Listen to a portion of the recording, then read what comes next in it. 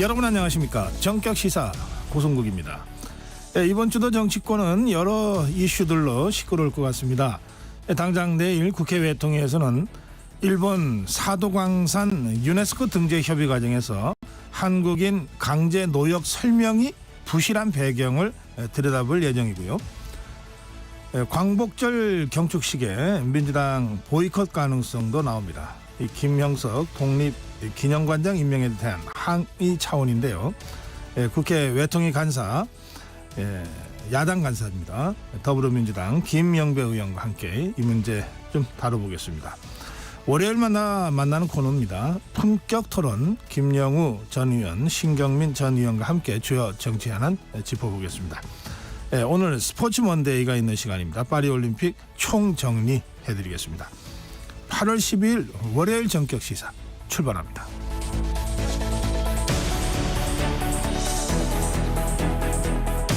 네, 정격시사는 유튜브 라이브로 생방송 함께 하실 수 있습니다.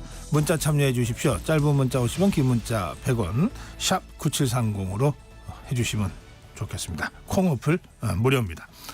KBS 1라디오 정치경제 사회문화 각종 명품 콘텐츠가 지금 여러분을 기다리고 있습니다. 구독과 좋아요 그리고 좋은 댓글로 여러분 함께 해주십시오.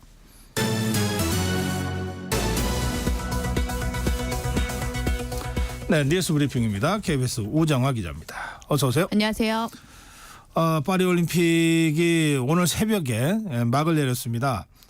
우리 선수들 기대 이상의 성과를 거뒀어요. 네, 특히 이번에 이 140여 명의 선수만 나갔는데요. 이 다른 올림픽과 다르게 좀 규모가 적었습니다. 이 정말 적은 수의 선수들이 좀 나가다 보니까 금메달 5개가 목표였는데 적은 선수들이 이번에 정말 좀 큰 일을 해냈습니다. 우리나라는 역대 최다 기록과 동률인 13개의 금메달을 수확을 하면서 종합순위 8위로 올림픽을 마쳤습니다.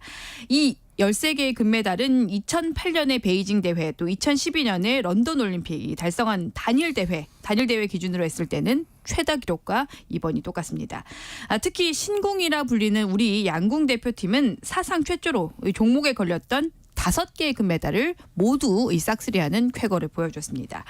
다음 올림픽 4년 뒤에 미국 LA에서 열리게 되는데요. 우리 선수단 내일 인천국제공항을 통해서 귀국을 할 예정입니다.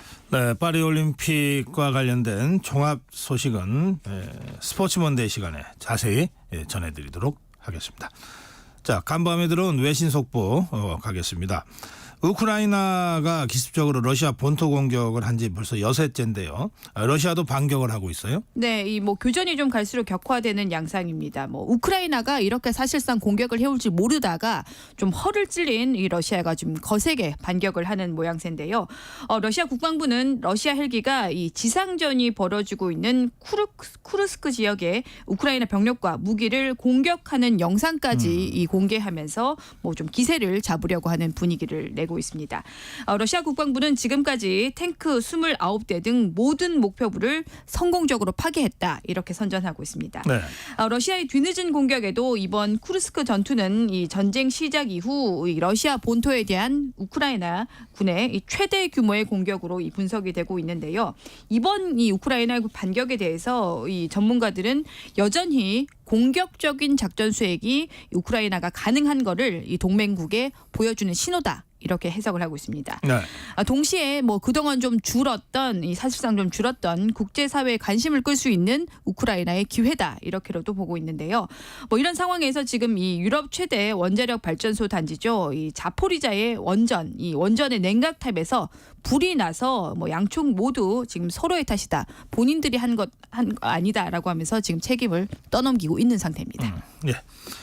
네, 이번 주 목요일 8월 15일 광복절입니다. 그런데 독립유공자 후손단체인 광복회가 광복절 기념식에 불참하는 대신에 별도의 기념 행사를 열기로 했다고 그러는데 이게 무슨 일이죠? 네, 이 말씀하신 대로 이번 주 목요일 이 8.15 광복절에 이 독립유공자 후손단체죠. 이 광복회가 정부가 여는 광복절 기념식에 불참을 하고 대신에 이 독립운동 관련 단체들과 함께 별도의 기념 행사를 열기로 했습니다. 이유는 김형석 이 신임 독립기념관장이 뉴라이트 계열의 인사기 때문에 이 임명을 받아들일 수가 없다는 겁니다. 김영석 신임 관장이 건국절을 추구한다면서 이 광복회 등 이 독립운동 관련 단체들이 임명 철회를 요구하면서 지금 강하게 반발하고 있는 상황인데요. 광복회는 별도로 이 독립운동 단체 연합과 함께 백범 기념관에서 이번에는 자체적으로 이 기념식을 거행하기로 했다면서 정부에 반발을 하고 있는 상황입니다. 더불어민주당도 이번 광복절 기념식 불참 여부를 논의하고 있죠? 네, 이 민주당도 같은 이유로 지금 불참 여부를 검토를 하고 있습니다. 이 이해식 민주당 수석 대변인은 어제 브리핑에서 뉴라이트의 김 관장 임명은 건국절 논란을 다시 촉발하려는 음모라고 주장을 하면서 윤 대통령은 당장 임명을 취소하고 이 광복 회원들에게 사죄해야 한다 이렇게 밝혔습니다. 그러면서 이해식 수석 대변인은 따로 자체 행사를 열 가능성도 언급을 했는데요. 다른 야권에서도 지금 좀 사정이 비슷합니다.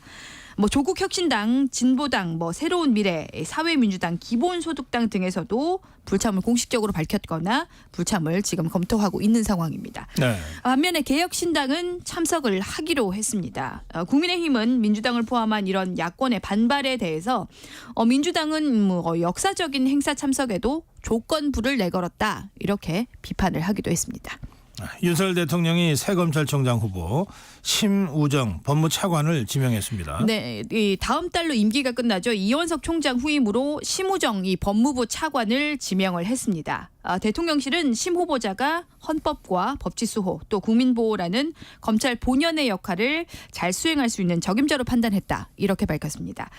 심 후보자는 이른바 기획통으로 불리는 검사입니다. 심 후보자는 대검 과학수사기획관과 법무부 기획조정실장 또 대검 차장검사 등을 역임해서 이 법무 또 검찰 행정에 좀 능통한 검사로 불리는데요. 서울 동부지검장 또 대검찰청 차장검사를 거쳐서 올해 1월에 법무부 차관으로 임명이 됐었습니다. 네.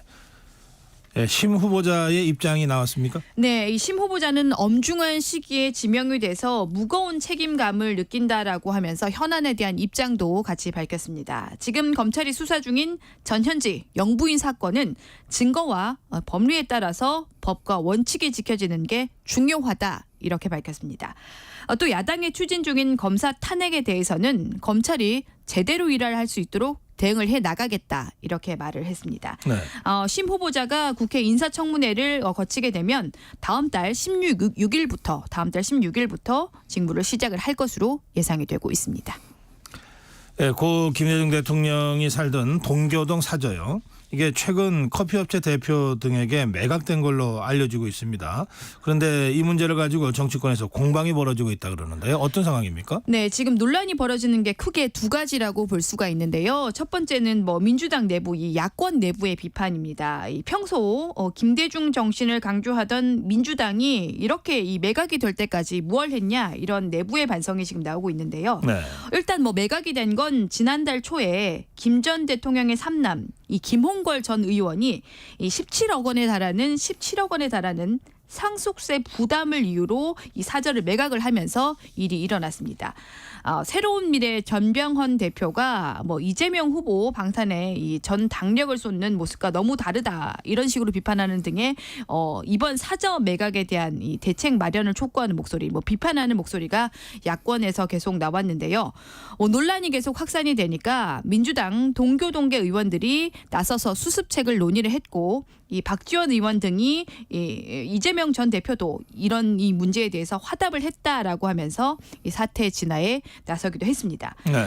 그런데 김홍걸 전 의원이 민주당 쪽에서 이번 일과 관련해서 전화 한 통 받은 사실이 없다 이렇게 밝히면서 상황이 조금 꼬이고 있는 모양새인데요.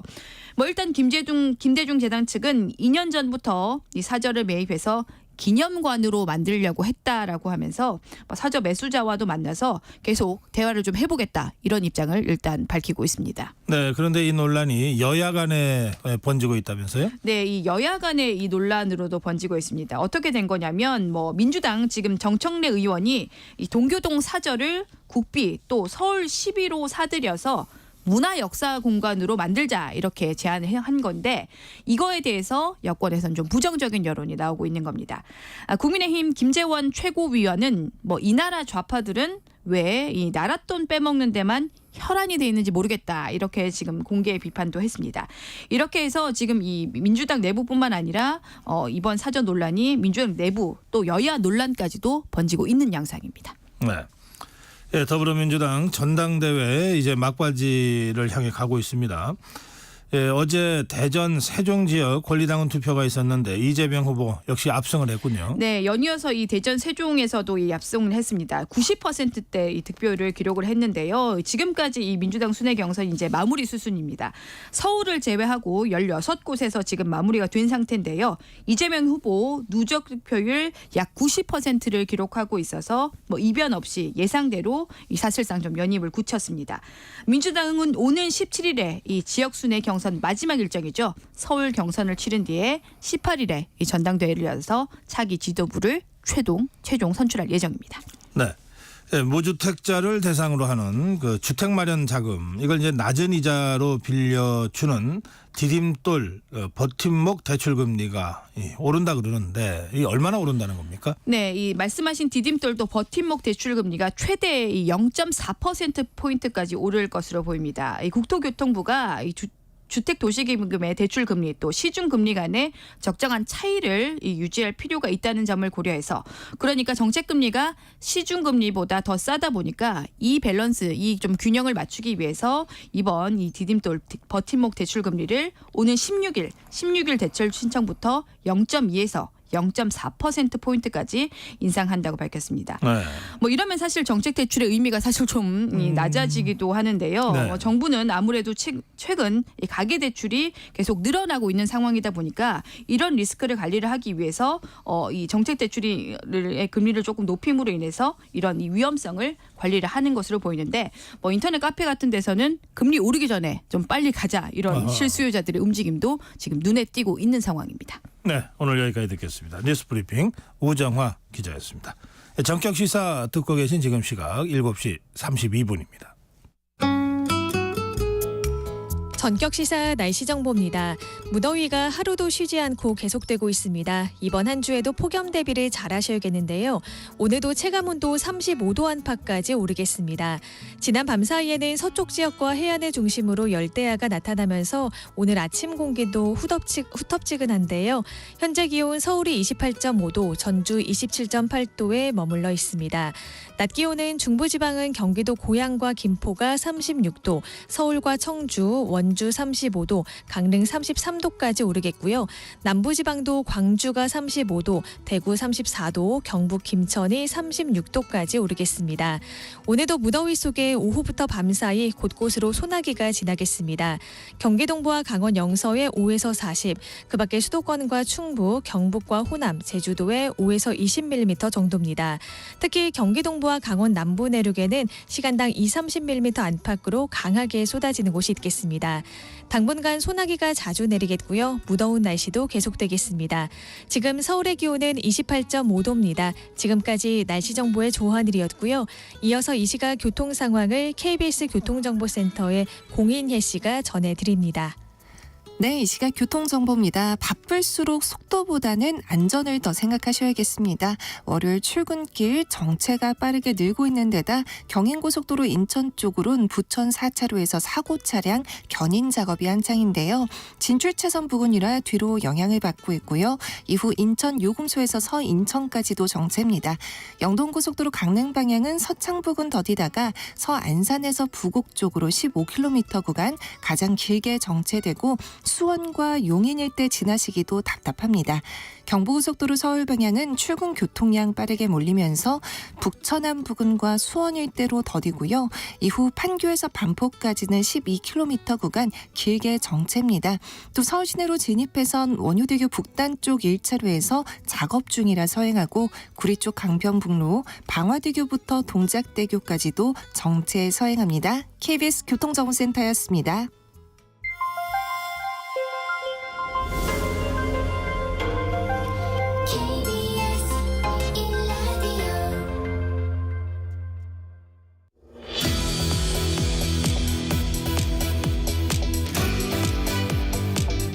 네, 일본 사도광산의 유네스코 세계유산 등재와 관련해서 정치권 공방이 계속되고 있습니다.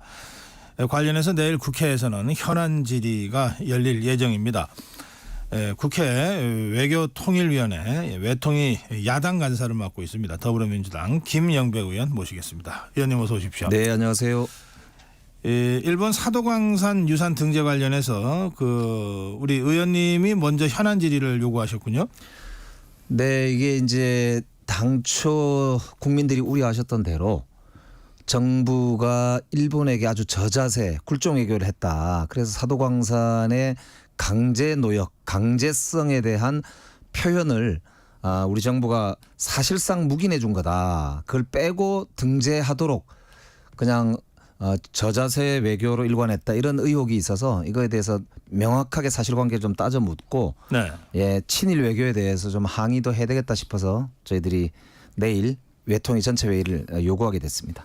네, 지금 의원님 말씀하신 강제노동 표현이 거의 지금 드러나지 않는 수준으로 이렇게 한 부분과 관련해서 이제 문제 제기를 하신 건데 예. 정부는 뭐 전혀 그런 사실이 없다 이렇게 지금 입장을 밝히고 있는데요. 그러니까 처음에 7월 30일 날 외교부에서는 사전 합의가 전혀 없었다. 네. 이렇게 이제 공식적으로 밝혔었는데요. 이게 충격적이게도 8월 7일 날 보도에 보면 네.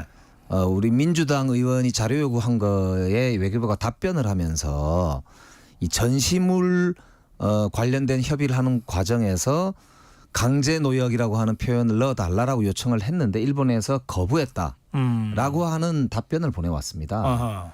그러니까 이거는 뭐냐면 실무 협의 과정에서는 분명히 실무자들은 강제 노역을 표현을 해야 된다라고 요구를 했었다는 네. 거고 이게 고위급 협상 과정에서 뭉개졌다라고밖에 볼 수 없는 그래서 외교부 직원들도 이거는 역사적 기록으로 아마 남겨야 되겠다고 생각했던 것 같아요. 아하. 그래서 우리 민주당 의원의 질의에 답변을 그렇게 보내온 거 아닌가 싶고 그러면 결국 누구냐 대통령실과 용산 아니고서는 이렇게 결정을 할 사람이 없거든요. 그렇기 때문에 이거는 외교부 최고 책임자인 외교부 장관과 용산에 따져 물어야 될 문제 아닌가 이런 생각이 드는데 저는 네. 개인적으로는 조태열 장관이 2015년도 군함도 이제 협상을 할 때 예. 외교부 차관이었어요. 네. 그때 박근혜 정부였을 때인데 이 조태열 그 당시 차관이지요. 강력하게 강제 노동 표현이 들어가야 된다고 주장을 했던 것으로 알고 있습니다. 예. 그렇다면 지금 조태열 장관이 그 입장을 쉽게 꺾었을 것 같지 않다는 생각도 드는데 그래요. 예. 그렇다면 결국 강제 노역을 표현을 빼고 그냥 합의해줘라라고 한 게 용산 아닌가라고 추측할 수밖에 없다. 네. 그런 점에서 내일 저희들이 현안 질의가 굉장히 주목되고 있고요. 앞으로 이거는 분명하게 밝혀져야 될 아주 중요한 문제라고 저는 생각하고 있습니다. 네, 지금 의원님은 이 강제노역이라는 표현이 결국은 용산 대통령실에 의해서 빠지게 됐다고 지금 합리적인 의심을 제기하고 계신 거 아닙니까? 그렇습니다. 만약에 의원님 말씀대로라면 뭐 이유가 있을 것 아닙니까? 그러니까 저도 그게 굉장히 궁금하긴 합니다만 최근에 우리 윤석열 대통령의 멘토라고 알려졌던 광복회장이시죠. 이종찬 네. 광복회장께서도 지금 용산에 밀정이 있는 거 아니냐라고 이제 제기를 하실 정도고 특히 김형석 지금 독립기념관장인가요? 네, 독립기념관장. 그분이 임명된 걸 놓고도 지금 광복회에서 난리지 않습니까? 그래서 이런 친일적이고 뉴라이트적인 역사관을 가진 사람에 대해서 딴 데도 아니고 독립기념관장을 시킨다는 게 이게 말이 되냐. 이건 완전 친일 본색이다. 이래가지고 지금 심지어 광복회는 광복절 행사에도 안 오겠다고 지금 그러시고 네. 있단 말입니다. 그러니까 그럴 정도로 정부가 왜 이렇게 친일 굴종적인 외교로 일관하고 있느냐라고 하는 국민적인 분노와 탄식이 높은데요. 저는 결국 글쎄요.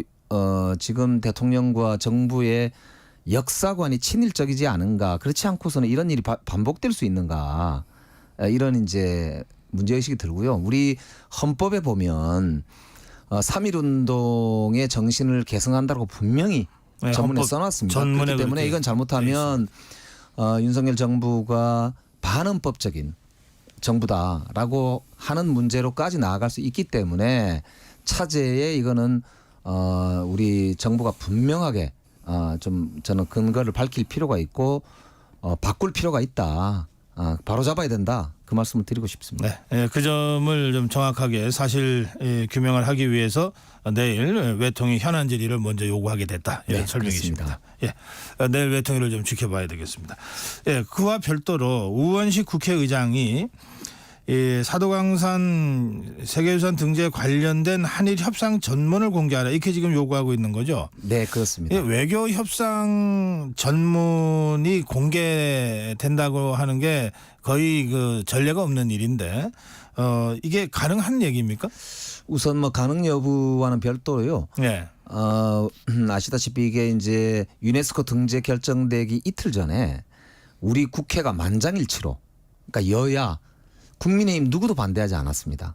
본회의에서 이 사도광산 관련해서 군함도 2015년도에 있었던 역사적 합의 그러니까 강제노역에 대해서 명확하게 사실관계를 적시하고 그리고 관련해서 추모와 전시를 하라라고 하는 유네스코의 권고를 이행할 것을 국회 결의안으로 통과시켰단 말입니다.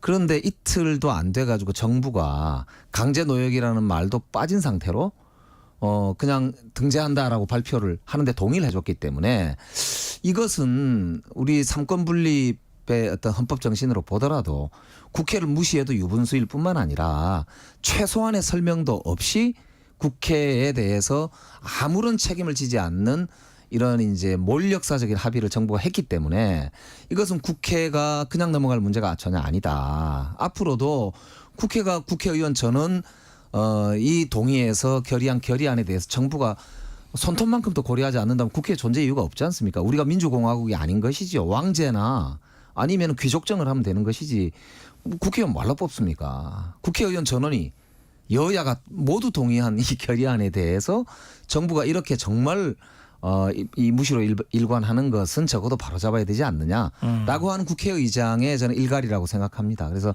이 문제는 전문을 밝히고 아니고의 적절성 여부를 떠나서 정부와 국회 간에 최소한 있어야 할 그런 서로 간의 헌법적인 존중 이거에 대한 국정 현안을 놓고의 그런 견제와 균형의 원리를 서로가 유지하자라고 하는 국회의장의 저는 요청이다 이렇게 보고 정부가 최소한의 성의를 다해서 설명해야 된다 이렇게 생각하고 있습니다. 그러니까 정부가 성의를 다해서 공개해야 된다고 말씀하셨는데 네. 강제할 방법이 혹시 있습니까? 뭐 강제할 방법은 딱히는 없습니다만 네. 결국 국정감사 과정에서도 밝혀질 것이고요. 아까 말씀드린 대로 만약에 정부가 저 외교부 실무자들이 강제 노역이라는 표현을 하자고 계속 주장을 한 사실도 맞고 그게 윗선에 의해서 뭉그러진 사실이 맞다면 이거는 국정조사감이거든요. 네. 특히나 최근에 벌어지고 있는 각종의 친일 행각들 그 독립기념관장뿐만 아니라 각종의 친일 행각들까지 포함하면 저는 외교, 국방 그리고 심지어는 정무위까지 다 포함해서 국정조사까지도 저는 필요하다 이런 말이 나올 수가 있거든요. 그렇기 때문에 이 문제는 정부가 그냥 쉽게 넘길 문제가 아니다. 예, 그 말씀을 다시 드립니다.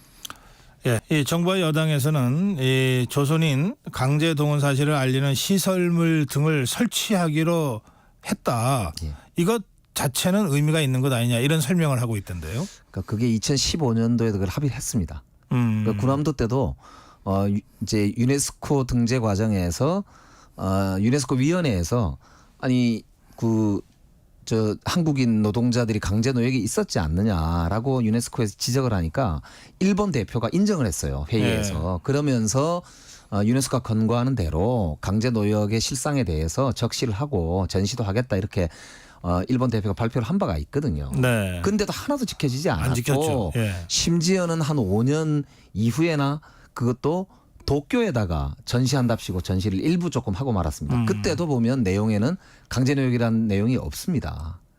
그리고 심지어는 2021년과 2022년에 외교부는 공식적으로 이 소위 사도광산의 유네스코 등재 시도를 중단하라라고까지 요구를 했었어요. 그런데 한 2년도 지나지 않아서 외교부 혹은 정부 당국이 입장을 돌변한 것이거든요. 이거는 외교부가 설명해야 합니다. 그리고 이건 제가 보기에는 아까 말씀드렸지만 합리적 의심으로 외교부는 일관된 입장을 유지하려고 했을 수 있는데 이거를 결국 용산에서 찍어 누른 것 같거든요. 그러니까 이거는 이종찬 광복회장의 말씀대로 진짜 용산에 일제 밀정이 있는 거 아닌가라는 시중의 말씀이 안 나올 수가 없는 상황입니다. 이걸 밝혀야 된다고 저는 봅니다. 예, 만약에 지금 설명을 쭉 듣고 보면 조선인 강제동원 사실을 알리는 시설물 등을 설치하기로 한 이 약속을 일본 정부가 성실하게 지킨다면 그렇다면 상당한 정도는 또 우리가 받아들일 수도 있다 이런 뜻입니까? 그렇죠. 그러니까 외교는 신뢰지 않습니까? 그러니까 최소한 신뢰가 회복이 되고 즉 적어도 지난번에 약속한 건 지키고 또 지키면서 사실 이러이런 이유로 좀 못 지켰었는데 앞으로는 성실히 지키겠다는 말도 좀 사과 겸해서 하고 예. 그리고 추가로 또 만약에 우리 정부 한국 정부 요구가 있으면 국민들과 충분히 협의하겠다든지 이런 태도가 있어야 미래를 향해서 그래도 나아갈 수 있는 최소한의 디딤돌이 마련이 되는 것이지 예전에 약속했던 것도 하나도 안 하고 그중에서도 아주 핵심에 해당하는 강제 노역이라고 하는 이 그 강제 노동의 핵심 부분을 빼고 나머지는 그냥 좀 어떻게 전시하고 넘어가면 안 될까요라고 하는 건데요. 그걸 사실 어느 정부가 그냥 공식적으로 받아들일 수 있겠느냐 싶습니다. 이거는 진짜 윤석열 정부가 저는 국민의 목소리를 너무 모른다. 알겠습니다. 예. 이제 말씀 중에 이제 독립기념관장 말씀이 나왔고 또 그 문제 관련해서 이종찬 광복회장이 뭐 대통령실에 밀정이 있는 것 아니냐고 하는 취지의 발언을 한 부분도 이제 인용을 해 주셨는데 이게 8.15 광복절 행사 지금 뭐 광복회는 불참하겠다고 공식 입장을 발표했습니다. 네, 저도 더불어민주당도 불참합니까? 아직 공식 결정된 건 아닙니다만 일부 야권이 지금 불참 선언을 했거든요. 네. 오늘 내일 정부의 태도가 저는 중요하다고 생각합니다. 적어도 김영석 독립기념관장은 해임하시는 게 맞다 이렇게 보고요. 그 이외에도 지금 여러 인사들 문제가 많이 있잖아요. 그러니까 적어도 저는 국민과 대화해야 한다고 생각합니다. 대화의 출발은 야당과 대화하는 거고요. 그래서 저는 윤석열 대통령께서 이걸 그냥 인사권은 내 거야 이렇게 하시지 말고 이거야말로 역사와 국민과 대화하는 것이다 이렇게 보시고 대한민국의 정체성 아닙니까? 이 대한민국이 일제로부터 해방돼서 독립국가로 서는 과정에서 그 수많은 선열들의 피가 있었습니다. 이런 문제는 대통령께서 가벼이 여기시면 절대로 안 된다. 그 말씀 거듭 드립니다. 김영섭 독립기념관장 해임해야 한다고 주장하셨는데 그 이유를 좀 설명해 주실까요? 그러니까 그분이 보니까 이번에도 또 취임하시면서도 보니까 친일 임명사전에 있는 분들 중에 억울한 분들에 대해서 자기가 열심히 좀 소명을 하겠다 이렇게 이야기를 하셨더라고요. 그리고 그 전에도 보면은 이 일제 시대죠. 그러니까 1940년대에 한국 사람들의 국적이 어디입니까? 이렇게 물어봤더니 일본입니다. 이렇게 답을 했어요.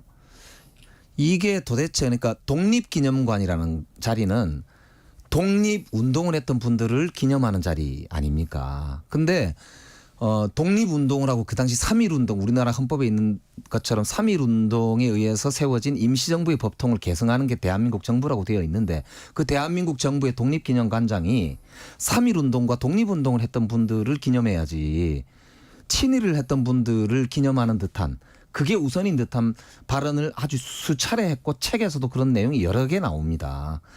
이거는 차라리 그런 분들은 본인이 생각하는 운동을 하셔야지 정부기관에 들어오셔서 3.1운동으로 세워진 임시정부의 법통을 개성하고 있는 대한민국 정부의 녹을 먹으려고 하면 안 된단 말입니다. 그렇기 때문에 저는 이거는 대단히 잘못된 인사이다. 이 검증 기능이 완전히 망가져 있구나. 용산이. 그걸 거듭 사실 다시 느끼는 대목입니다. 지금 이종찬 광복회장이나 광복회 입장은 정부가 건국절을 추진하려고 한다. 그래서 지금 이 광복절 불참을 결정해. 이게 핵심 내용으로 지금 그 역사관의 제 충돌인데요. 주장하고 있어요. 그렇습니다. 예. 그러니까 이제 광복절이라고 하는 거가 일제로부터 해방된 우리 대한민국의 법통의 핵심이 출발이 되는 것 중에 하나인데요. 건국절이라는 거는 나라가 세워진 게 1948년이라고 보는 거지 않습니까? 대한민국이라는 대한민국이라는 정체가 생긴 예. 게요. 그런데 우리 헌법에는 아시다시피 1919년 3.1 운동으로 이 만들어진 임시정부의 법통을 계승하고라고 되어 있습니다. 그리고 네. 심지어는 이승만 대통령께서도 첫 번째 연설 중에 임시정부를 계승한다라고 말씀을 하셨어요. 그러니까 오히려 이승만 대통령을 건국의 아버지로 추앙하는 분들에게도 제가 말씀드리고 싶은 게 이승만 대통령조차도 1919년 이후에 세워진 임시정부의 법통을 계승한다고 본인 입으로 말씀을 하셨었어요. 네. 그렇기 때문에 이 건국절 논란은 친일 논란하고 동전의 앞뒷면이거든요. 그렇기 때문에 이거는 저는 굉장히 중요한 역사의 갈래고요. 네.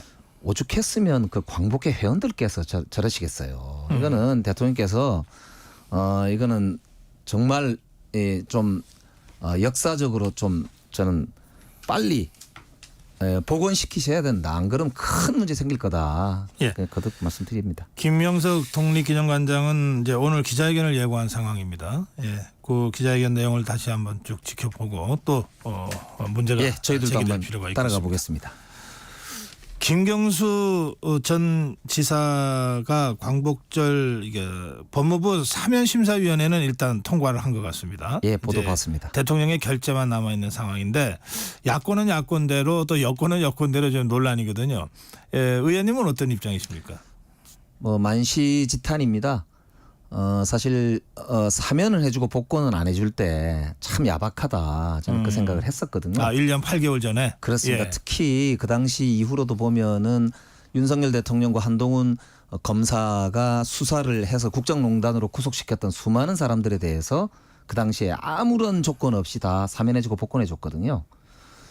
그런데 김경수 지사만 사실은 사면을 해주고 복권을 안 해줬어요. 출마할까봐. 네. 이런 토를 달아가지고. 심지어는 그때 사면받고 복권받았던 사람들 중에서 그 윤석열 대통령한테 사면 복권되고 나서 출마한 사람들도 있어요. 어허. 김태우 씨 같은 경우 마찬가지 아닙니까? 네. 굉장히 사실은 내노란불이었는데 어쨌든 지금이라도 만시탄인데요. 마냥 기쁠 수만 없는 게 아까 말씀드린 대로 마치 이렇게 뭐랍니까 좀 은전을 베풀어 주는 그런 대상이 된 것 같아서 씁쓸하긴 합니다만 지금이라도 저는 그 복권이 된 것에 대해서도 예. 근데 지금 그렇게 생각합니다. 이 김경수 지사의 그 복권을 요청했다. 여러 경로로 요청했다. 그런 적 없다. 이게 또 논란인데 이재명 대표 측과 이 대통령실 말이죠. 그러니까 저도 보도를 봤는데 제가 확인할 방법은 없고요.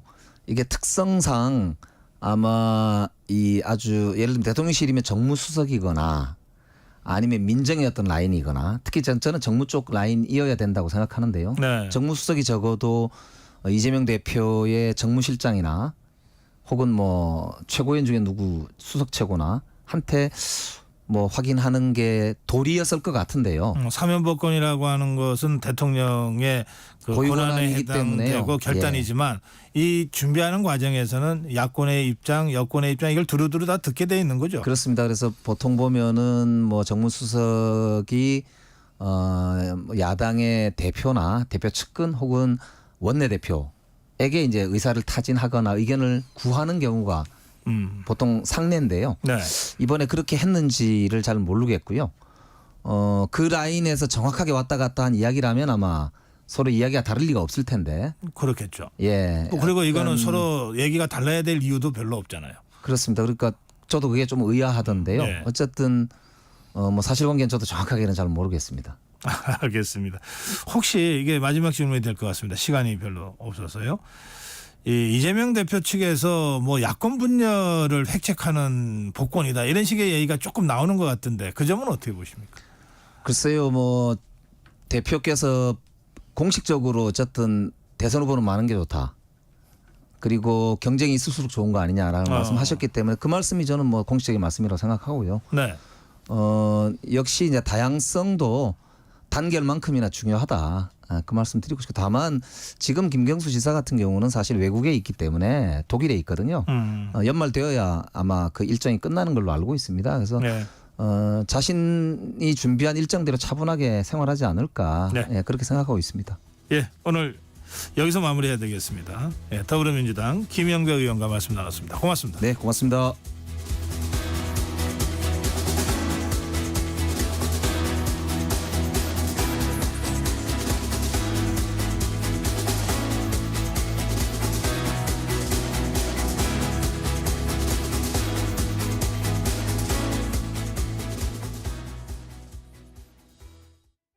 뜻하지 않은 임신으로 출산에 대한 고민을 하고 계신가요?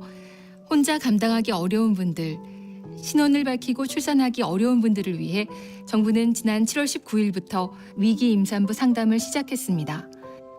위기 임산부 통합 상담 전화 1308로 전화 주세요. 24시간 전국 어디서나 가까운 상담기관에서 맞춤형으로 상담받으실 수 있습니다. 비밀은 철저히 보장됩니다.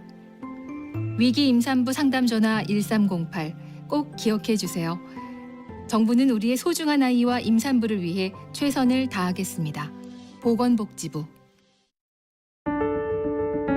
KBS 라디오 기후 위기 대응 캠페인 지구를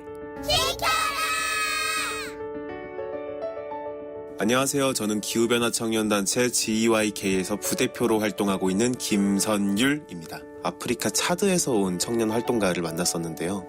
그 친구는 기후변화가 심해져서 자기네 나라에 물이 사라졌고 그래서 자기네 마을의 부족들이 오랫동안 아프리카 대륙을 떠돌고 있다라는 얘기를 제게 해주었습니다. 내가 여태까지 알고 있었던 기후변화와 환경 문제는 굉장히 표면적이었던 것이구나 라는 생각이 들어서 부끄러움과 수치심을 감출 수 없었습니다. 다양한 지역에 방문해서 기후변화와 재난과 관련된 활동들을 할 때마다 내가 머리로 알고 있는 기후변화 피해가 다가 아니라는 생각을 여실히 하고 있습니다. 사실 기후변화는 어떻게 보면 시스템의 문제라고 할 수 있습니다. 정책의 문제이고 더 큰 범주에서 해결해야 하는 문제라고 많은 분들이 생각하실 겁니다. 하지만 그게 개인의 실천이 아무런 의미가 없다는 이야기는 아닙니다. 기후총선, 기후대선이라는 말로 불렸던 투표에서부터 여러분들이 직접 필요한 정책들을 제안하고 내가 일상 속에서 생기는 고민들을 기후변화와 함께 생각하는 다양한 활동들을 할 수 있습니다. 개인의 변화만이 시스템의 전환을 이끌어낼 수 있습니다. 사실은 이런 활동을 하다 보면 너희가 뭘 알고 있느냐, 너희들이 하는 활동이 굉장히 미약하다라고 여겨지는 경우가 굉장히 많은데요. 지금 이 시대를 살아가고 있는, 앞으로도 살아갈 새로운 원동력들이 이 변화를 요구하고 있다는 걸 잘 알아주시면 좋을 것 같습니다. 뜨거워지고 있는 지구. 지금 우리의 문제입니다. KBS 라디오 기후위기 대응 캠페인 지구를 지켜라 였습니다.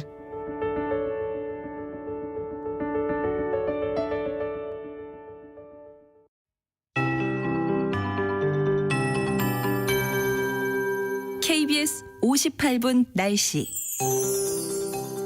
하루도 빠짐없이 무더운 날씨가 계속되고 있습니다. 밤사이에는 서쪽 지역과 해안을 중심으로 열대야가 나타나면서 아침에도 더운 열기가 이어지고 있습니다.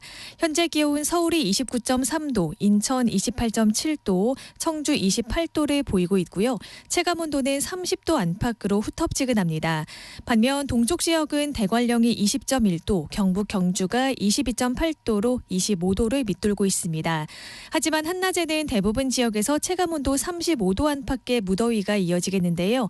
낮 기온 중부지방은 경기도 고양이 36도, 서울과 청주, 원주 35도, 강릉 33도, 남부지방도 광주가 35도, 대구 34도, 경북 김천이 36도까지 오르겠습니다.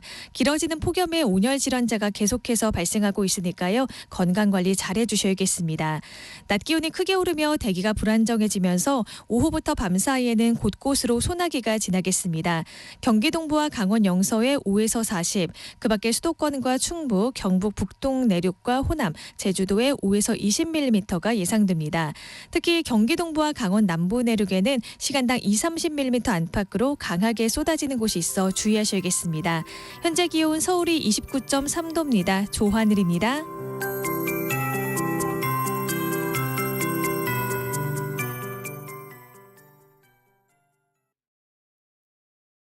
정성을 다하는 국민의 방송 KBS가 8시를 알려드립니다. AM 711kHz, FM 97.3MHz, KBS 1라디오입니다. HLKA.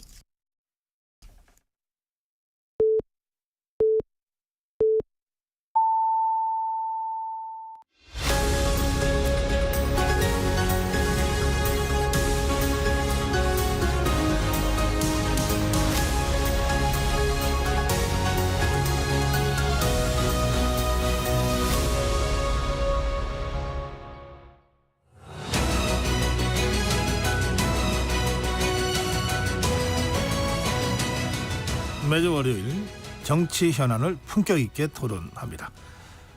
네, 품격 토론 김영우 전 의원 나오셨습니다. 네, 안녕하세요. 신경민 전 의원 나오셨습니다. 네, 안녕하십니까? 네, 윤석열 대통령 휴가 끝나고 복귀한 직후에 어제 신임 검찰총장 후보자로 심우정 법무부 차관을 지명했습니다. 어떤 평가가 나오고 있죠? 일단 굉장히 검찰을 좀 안정적으로 끌고 갈 수 있는 사람이다, 이런 평가를 좀 많이 받더라고요. 그리고 굉장히 아주 초엘리트 코스를 다 거쳐 왔습니다. 검사하면서 법무부 검찰과장, 뭐 기조실장, 또 대검차장, 그래서 아마 그 법무부와 검찰과 또 대통령실에 또 김주현 민정수석하고도 아주 가까운 사이로 네. 이렇게 정평이 나 있기 때문에 그런 그 대통령실, 법무부, 검찰 그 관계에 있어서 굉장히 좀 무난하게 안정을 추구할 수 있는 그런 인물이다. 그리고 이 심우정 내정자는 과거 심대평 의원님의 또 아드님이에요. 아, 그래요? 예, 그래서 제가 이제 심대평 의원님하고는 또 외통위도 같이 했고 정치를 같이 했는데 네. 굉장히 인품이 좋으시죠. 공주분인데. 네. 그래서 공주가 대세인 것 같습니다. 정지석 비서실장도 공주고 또 대통령 아버님도 공주라고 그러고. 그래서 아무튼 지금 또 김건희 여사 수사 문제로 검찰 내부에서도 굉장히 갈등이 있었고 그런데 아마 그런 거를 이런저런 거를 감안해가지고 좀 안정적인 인물을 찾은 것 같아요. 아, 그래요? 네. 뭐 준비된 검찰총장입니까? 뭐 걸어온 길을 보면은 굉장히 그 평은 좋더라고요. 저도 조금 알아봤는데 네. 굉장히 그 엘리트고 예. 뭐 그런 것 같습니다. 신경민 의원. 이번에 뭐 후보자들 중에서 단연 앞장서 있었던 사람이라고 돼 있고요. 금방 뭐 집안을 말씀하셨던 것처럼 아버님이 평이 좋고 아들이 검사로 들어왔을 때 일단은 굉장히 동기들이나 동료들보다도 좀 도드라져 보인 검사였어요. 그런데 이제 수사를 한 검사는 아닙니다. 주로 이제 검찰을 여러 개로 나눌 때 수사, 특별 수사냐, 공안이냐, 뭐 기획 행정이냐 이렇게 하는데 이분은 이제 기획 행정을 쭉 해왔어요. 네. 그리고 윤 대통령하고 같이 근무를 할 때도 중앙지검장으로 형사 1부장을 했거든요. 네. 그만큼 기획행정 쪽에 밝은 그쪽에 좀 특화가 돼 있는 거고 이번에는 이제 특수부 검사를 어떻게 보면 좀 피했다고 볼 수 있죠. 지금 이원석 총장은 이제 특수부 출신으로서 대통령하고 손발을 맞춰온 사이였다고 그러면은 지금 현재는 검찰이 굉장히 내홍을 앓고 있다고 봐야 됩니다. 네. 김건희 여사 수사로에서 사실 검찰이 상처를 많이 받아 있고 서울중앙지검장인 이창수의 반란 비슷한 걸로 해서 오히려 수사를 검찰이 받은 거 아니냐라는 비판을 국민들로부터 받고 있잖아요. 이걸 추스려야 되는 임무를 이 신임 총장이 지금 갖고 있는 거예요. 그런데 아마 이분이 여러 가지 지나온 행적으로 봤을 때는 검찰의 어떤 자기 소신을 내세우기보다는 네. 윗사람 눈치를 많이 보는 사람인 걸로 아마 지금 예상을 할 겁니다. 그래서 따라서 이런 점으로 봤을 때는 말을 좀 잘 들을 수 있는 검찰 뭐 이런 걸 대통령이나 민정수석이 지금 염두에 두고 있는 거 아닌가라는 평가와 전망이 있습니다. 예. 이 검찰총장 후보자는 청문을 하잖아요. 네. 예. 아까 이런저런 평을 두 분이 전해주셨는데 청문을 통해서 실제 심우정 검찰총장 후보자가 어떤 사람이고 어떤 리더십을 보여줄지는 여러분들이 좀 함께 판단하시면 좋겠습니다. 자, 김경수 지사 이 복권 문제로 정치권이 이 야권은 야권대로 또 여권은 여권대로 그리고 야권과 대통령실은 또 그것대로 지금 좀 뜨겁습니다. 이거 어떻게 봐야 될까요? 신경림 의원님. 글쎄 아마 대통령실은 분명히 야권 분열하고 보수 결집을 의도를 가지고 툭 이걸 던졌을 거예요. 근데 지금 돌아가는 상황은 이것보다는 지금 여권 분열이 굉장히 눈에 띄게 도드라져 보이잖아요. 근데 이 여권 분열이 마침 지금 유난 갈등이 혹시 있지 않느냐라는 걸 가지고 사람들이 주목을 하고 있는 찰나에 이게 갑자기 튀어나와 가지고 이게 좀 흥미롭게 돼 있어요. 용산이 김경수 사면을 결정을 한 것은 여러 가지 복합적인 이유가 있을 거예요.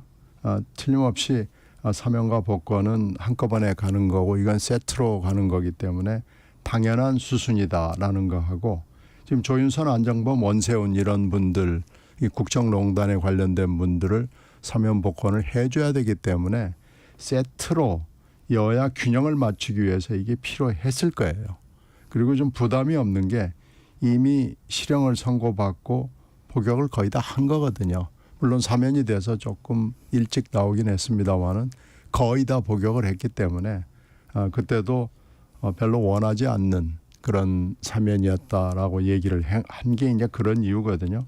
그런데 갑자기 한동훈 이 신임 여당 대표가 공식적 반발은 아니지만 거의 반공개적 반발을 한 거예요.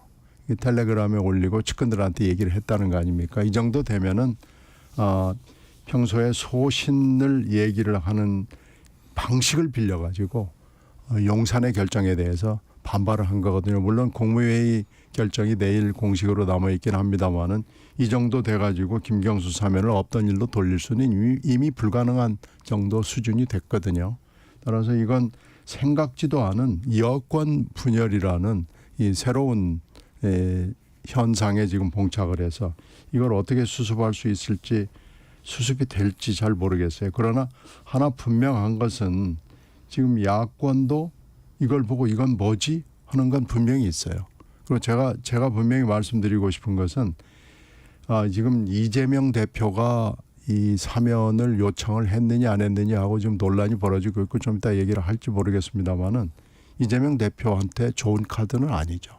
별로 달갑지 않은 카드인 것은 분명하고요.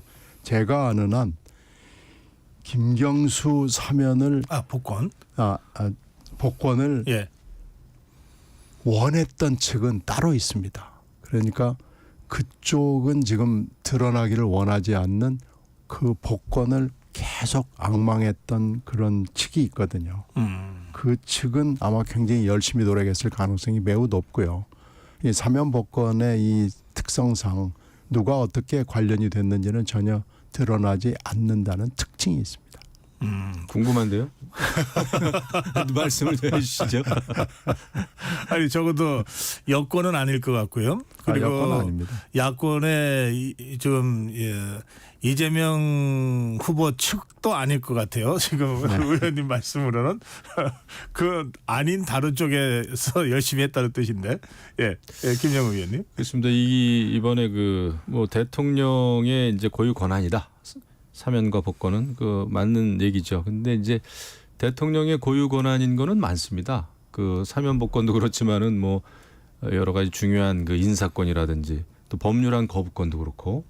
근데 제가 볼 때는 이번에 여권에서 이게 굉장히 김경수 전 지사 복권을 두고 일어나고 있는 일련의 사태는 이 당정 의사소통의 실패죠. 그래서 이것은 같이 한번 좀 반성을 해볼 일입니다. 대통령실하고 당대표를 중심으로 하는 당도요. 사실 이렇게 중요한 사면 복권 같은 경우에는 당정 간에는 과거의 사례를 보면은 그래도 중요한 일에 대해서 중요한 인물에 대해서는 의사소통이 있었습니다.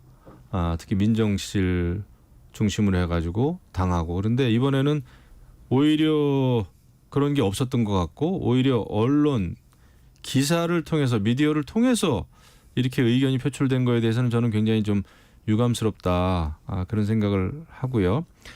조금 원칙적인 문제도 있는 것 같습니다. 대통령의 그 고유 권한은 존중받아야 합니다. 하지만은 이번에 또 다른 것은 저도 과거에 제가 드루킹 진상조사 단장을 했었는데 조금 사안의 특이성도 있어요. 사실 김경수 전 지사 같은 경우에는 그 8천만 건 이상의 댓글을 그 킹크랩이라고 하는 그런 프로그램을 통해서 댓글을 조작하는데 그 가담한 걸로 실형을 받았단 말이에요. 그러니까 선거와 민주주의의 기본을 무너뜨린 그런 어떤 굉장히 중대 범죄인데 이런 인물이 다시 또 아무런 일이 없었다는 듯이 정치를 하는 것도 근본적인 문제는 있습니다, 사실. 그래서 이게 뭐 어떻게 전부 범죄자들이 정치를 할 수 있는 것이 지금 뭐 흐름이 돼 버렸잖아요. 그래서 이런 건 좀 불행하다.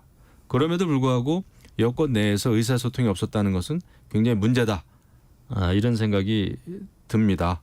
근데 이게 이제 이 복권이 이 복권을 놓고 민주당도 그렇고 대통령실도 그렇고 전부 다 유리하게 해석을 하는 것 같아요. 일종의 보험을 드는 것 같은 느낌이 듭니다. 이재명 그 당대표 쪽 민주당 쪽에서는 뭐 복권을 요청했었다 그러는데 대통령실에서는 그런 일 없다 이런 얘기하고 그러는데 그만큼 이번 복권은 내후년 선거 그다음에 대통령 선거 차기 대통령 선거에 끼치는 영향이 크기 때문에 이런 일들이 벌어지고 있는 것 같습니다. 그 두 분은 어떻게 생각하세요? 개인적으로. 예, 김경수 지사의 복권에 대해서 찬성하십니까? 반대하십니까? 이건 뭐 어차피 복권 쪽으로 갈 수밖에 없는 방향은 튼 것 같아요. 근데 이제 지금 해야 되느냐라는 문제에 대해서는 저는 뭐 판단을 약간 좀 유보하고 싶고요. 그리고 본인이 지금 이거 사면도 그렇지만 복권도 지금 꼭 원하고 있었던 건 아닙니다. 그러니까 이런 점에 있어서는 왜 갑자기 이게 툭 튀어나와서 여야의 균형을 맞추는 균형추 역할로 내가 카드로 쓰이느냐라는 점에서는 본인도 그렇게 썩 달가워하지는 않을 겁니다. 예. 저는 뭐 대통령의 그 사면 복권이라는 제도 자체가 저는 심각하게 문제가 있다고 봅니다. 지금처럼 하면 미국이나 다른 나라에서도 이런 그 제도가 있긴 한데 굉장히 엄격하게 하고 있거든요. 그 죄질과 죄목에 따라서 그런 게 좀 더 엄격해야 된다 이런 생각이 듭니다. 그 아까 신경민 의원 말씀 중에 사면과 복권은 함께 가는 건데 이런 대목 있었잖아요. 네. 조금 전에 더불어민주당 김영배 의원도 그 얘기를 하더라고요. 뭐 원래 사면 복권은 이제 함께 이루어지는 것이 일반적인데 1년 8개월 전에 김경수 지사 경우에는 사면만 되고 복권이 안 돼서 그때도 좀 문제 제기가 좀 있었다. 논란이 그때 있었죠. 예. 그러면 그 이미 1년 8개월 전에 이루어진 사면은 되고 지금 복권은 안 되고 이런 식의 그 논리가 좀 이게 좀 명분이 서지 않는다 이런 문제 제기도 여권 내부에서 제기되고 있는 것 같은데 그 점은 어떻게 보십니까? 아니 그때도 사면을 원하지 않았어요. 거의 복역을 했기 때문에 조금 있으면 그냥 봄 되면 나가는 그런 시점이었거든요. 22년 연말에 됐거든요. 그래서 사면도 원하지 않았고 복권도 이렇게 조윤선, 안종범, 원세훈 이런 분들하고 같이 이렇게 패키지로 가는 거에 대해서 본인은 좀 불만이 있을 거고요. 이재명 대표 입장에서는 이게 갑자기 이렇게 훅 들어오니까 지금 현재 굉장히 당황하고 있을 거예요. 네. 그러니까 그걸 가지고 사실은 내가 직간접으로 여러 루트로 요청을 했다 뭐 이렇게 지금 설명을 어저께 한 거 아니에요? 예.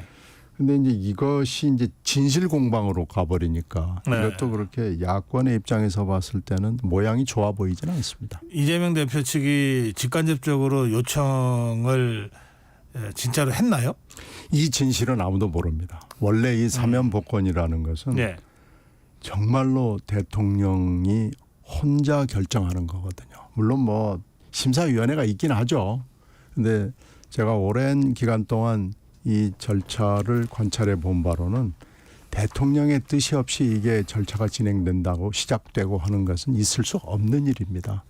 따라서 이것은 용산 특히 대통령의 의중이 100% 어떻게 말하면 120% 반영된 거고요. 네.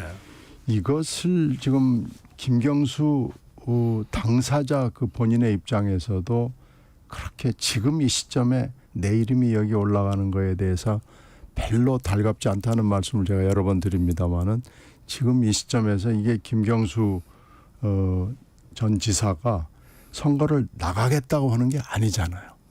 무슨 지방선거를 나가겠다, 지금 대권을 나가겠다, 지금 이런 건 아니잖아요.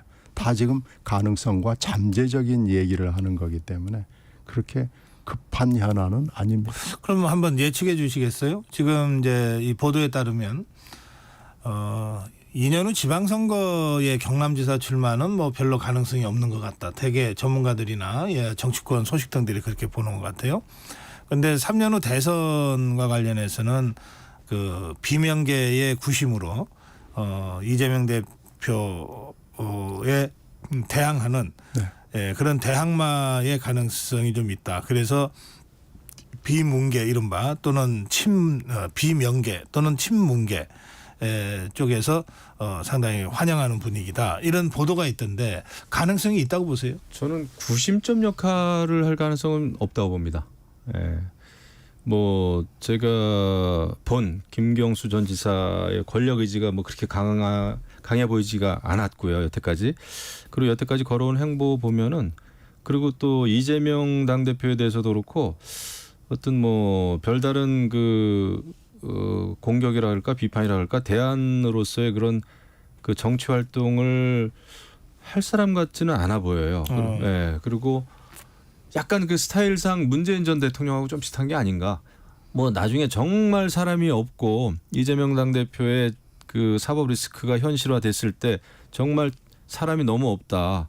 떠밀려서 어떻게 나올지는 모르겠으나 본인이 주도하면서 어떤 세력을 세력화할 만한 그런 감은 아니다. 저는 이렇게 생각합니다. 아, 그래요? 신 의원님은요? 지난 4월에 노 대통령 서거 이래 문재인 대통령이 봉화회동을 했잖아요. 그때 이재명 대표, 조국 대표 그리고 김경수 전 지사가 배석을 했잖아요. 그 의미가 이제 거기에 실려 있는 겁니다. 그리고 일단 그때야 물론 뭐 사면이나 복권이나 이런 문제가 현안은 아니었습니다만은, 물론 현재 지금 김 의원 말씀대로 김경수에게 뒷심이 있느냐라는 문제는 있죠.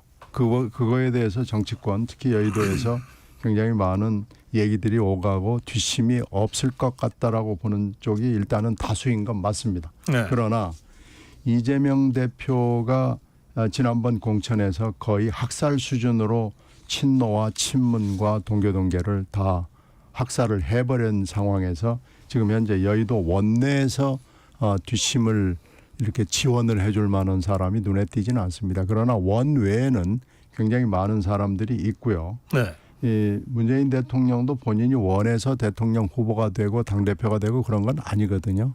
그런 점에서는 분명히 그런 가능성은 남아있죠. 남아있고, 또 하나는 이재명 대표가 9월 10월 내지는 11월 초까지 있을 사법 리스크, 이제 1심 선고가 임박해 있기 때문에 이 9, 10월, 11월의 사법 리스크, 1심의 리스크를 어떻게 견뎌내느냐, 과연 넘어갈 수 있느냐라는 문제, 그리고 1심 선고의 결과에 따라서는 지금 2개 재판이 1심 선고가 나오고 1개 재판은 이제 시작을 하는 거죠. 대북 송금 문제. 그런데 대북 송금 문제는 사실상 90% 이상 재판이 진행된 거나 마찬가지이기 때문에 3개의 재판 리스크가 지금 있고요. 이게 재판을 면밀히 들여다본 사람들의 견해로는 심각합니다. 선고 내용이 굉장히 심각해서 1심일 뿐이고라고 퉁치고 가기에는 간단치 않다라고 보거든요. 거기가 또 하나 있는 게 사법 리스크 중에 검찰 리스크가 아직도 다 끝난 게 아닙니다. 왜 그러냐면 1심 선고 리스크가 나오면은 검찰이 가만히 있을 것 같지가 않아요. 이렇게 따지면은 이재명 대표의 사법 리스크가 찬바람이 불기 시작하면 간단치 않다라는 게 있습니다. 이런 상황에서 여의도의 전망으로는 이 사면 복권 문제가 지금은 잔잔할지 모르지만 점점 파고가 높아질 가능성이 있다고 봅니다. 그렇죠. 지금은 이재명 후보의 일극 체제, 뭐 누구도 감히 도전하기 어려운 이런 상황이지만 사법 리스크가 1심이라 하더라도 현재화 되면, 그리고 김경수라는 대안이 어쨌든 이제 나타나게 되면 상황은 상당히 급변할 수도 있다. 이런 분석들도 실제로 나오더라고요. 그건 뭐 여의도에 존재하는 분석과 전망입니다. 예, 뭐 그 상황이 어떻게 구현되고 현실화될지는 이 사법 리스크 문제도 그렇고 다 지금 미지수 영역이니까 좀 더 지켜보도록 하겠습니다. 자, 그건 그렇고요. 신경임 의원님, 이 DJ 사저 논란 있잖아요. 네. 이게 저는 지금 더불어민주당이 이른바 김대중 노무현으로 이어지는 그 어떤 당의 어떤 적통을 그렇게 쭉 주장해 왔잖아요. 이 부분과 관련해서 조금 여러 가지 그 아주 미묘한 그 파장을 낳고 있다고 저는 생각하는데 그 부분은 어떻게 보십니까? 이건 사실 그 사이에 동교동 내부에서 걱정과 우려와 무슨 대책을 세워야 되지 않느냐라는 얘기들이 오고 간 건 맞아요.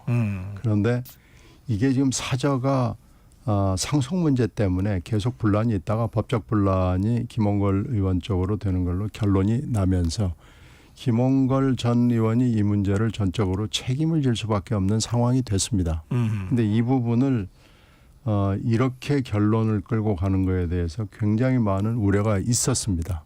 근데 지금 제일 나쁜 결론이 난 겁니다. 이렇게 되면은 사실은 동교동 내부에서는 더 좀 적극적으로 뭔가 안을 내놨어야 되지 않느냐라는 건데 일단 액수 차이가 너무 많아요.